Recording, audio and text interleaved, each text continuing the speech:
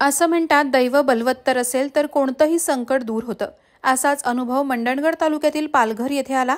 भारजा नदीच्या प्रवाहात वाहून गेलेल्या आणि एका झाडाच्या फांदीला पकडून मदतीची वाट पाहणाऱ्या तरुणाला जीवनदान मिळाले. दीपक तांबुटकर असं या तरुणाचं नाव आहे. कोकणात मुसळधार पाऊस पडत असल्याने सर्वच नद्यांना पूर आलाय. मंडणगड तालुक्यातील सर्वात मोठ्या भारजा नदीलाही पूरसदृश्य स्थिती निर्माण झाली.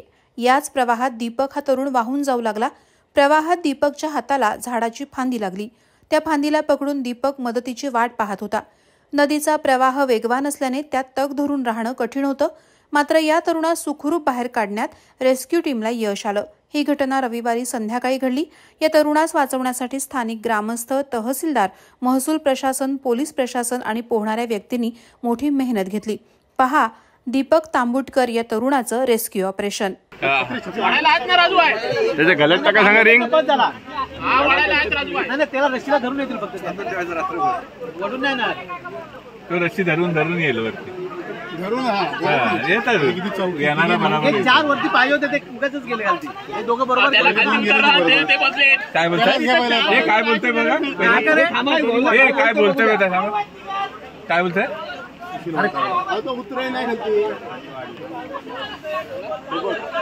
तू कशाला आला? अरे येत नाही का तो? घाबरलाय.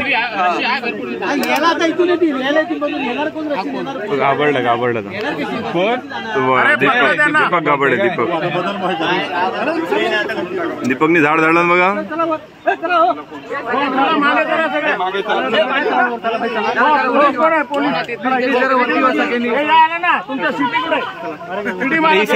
काय घेतो काय आरामात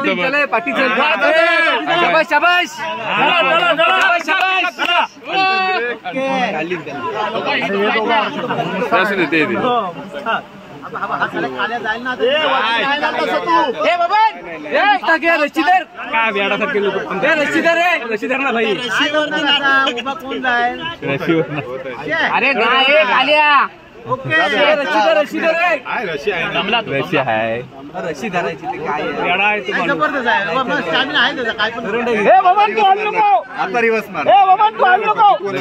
आहे नाही रशी आहे.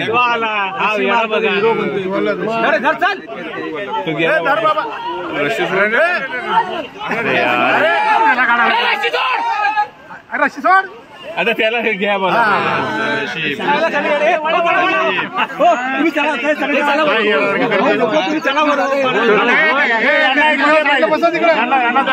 आता दीपक वाटतंय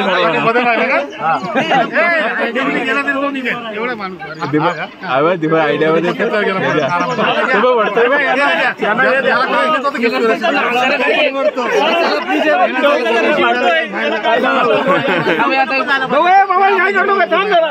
अरे थांब सोडल्यावर ये. गडबड करू नको. थांब भगवान. थांब काय करू नको. तो इकडनं पण निघेल असा माणूस आहे.